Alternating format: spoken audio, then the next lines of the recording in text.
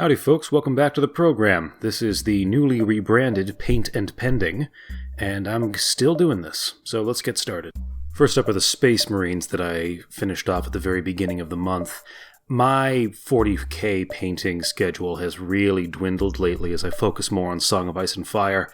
At this point I primarily paint Space Marines and other 40k models when I'm actually in the Games Workshop that I frequent, which has dropped off because I was very busy this month. These look good. They're the same that I paint all of my Crimson Fist models, with a little bit of highlighting, a white circle around the fist to make it pop more, silver trim on the shoulder pads, and a lot of grime and muck spackled across the boots. I'm looking forward to moving on to Blackstone Fortress when that day comes. Getting back into Song of Ice and Fire, the first mini that I painted this month as reward for those 4 Space Marines was the alternate Robb Stark sculpt that I got with the Kickstarter bundle. Honestly, it's a miracle that that outstretched sword didn't snap off while I was painting this guy. He's mostly just the same color scheme as Robb from the starter set, but I did try to blend the color on the cape a little more to make it look more fluid. I love the active and dynamic pose here. I'm probably going to use them in a lot more games. I was looking forward to painting the Knights of Casterly Rock for a while now. Looking at the box art, the Bannerman has very red armor that isn't reflected in his silver compatriots, so I tried to accomplish that effect by using contrast paints over top of metallics for the first time. I did have to apply more coats than I thought was necessary, but I think it looks good in the long run. In between the 2 sets of knights, I painted Roderick Castle, Master of Arms at Winterfell, and also my first Stark activation banner. These are fun. They don't count towards the grand miniature total that I tally up every month, but they're nice to round out an army and just fun to slap some colors on. Roderick Castle was fun. I avoided painting in a lot of facial features to give him a more wizened, squinty expression, although his mustache was fun to do. On the tabletop, he looks like a solid workhorse commander, so I'm looking forward to putting him in some lists. And then I rounded out the rest of the knights. Not much else to say here. The 2 silver guys were a little easier to paint than their red commander. One guy's lance kept breaking off every time I tried to glue it together, so I eventually underpinned it with a chunk of a paperclip. It's only noticeable if you really look for it, but it's worth it to have a fully armed group. And I celebrated the wrapping up of the Knights set with Bran, Hodor, and Summer.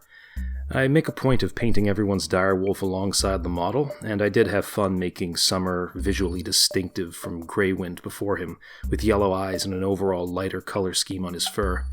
I also had fun decoding the mystifying color that he has in the cards for Hodor, and it was a unique challenge to paint both the tiny face of Bran and the gigantic, gormless features of Hodor. I am fond of that blank expression that I gave him as he sort of stares into the middle distance. After completing Bran, Hodor, and Summer, I realized that I had polished off the first Stark Heroes box set. These guys actually do look really fun. I think that I can actually see a development of my own technique in facial painting as I go through the line from Ned to Howland to Bran.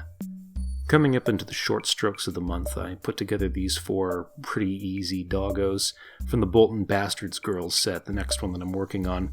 They were just fur colorations, a little bit of blending, and those very fun to paint pink mouths and sharp teeth. I like to think that these guys are named Jez, Halicent, Allison, and Kira, all given the names of girls that gave Ramsay good sport as he hunted them through the woods. And just yesterday I managed to surprise myself by completing Tyrion the Half-Man in a single night. Well, it took me most of the day to lay down the base colors, but all the really hard stuff was done at around 3 in the morning. I do not remember painting those eyebrows. This was also the first Lannister activation banner that I did, and I liked the yellow lion on it so much that I actually went back and repainted all the other banners in the rest of my army. Loving the golden details all over his armor here, especially the studs on his skirt. That concludes the models painted for February, although, confession time, I did pick up a lot of them when I had the opportunity to grab some limited editions, hence my purchasing of these guys, and this. So, yeah. Tallying up that damage, I'm now sitting at 39 models painted this year with 51 pending. Hoping to put some real dent in those numbers as I move forward. Alright, see you folks in March.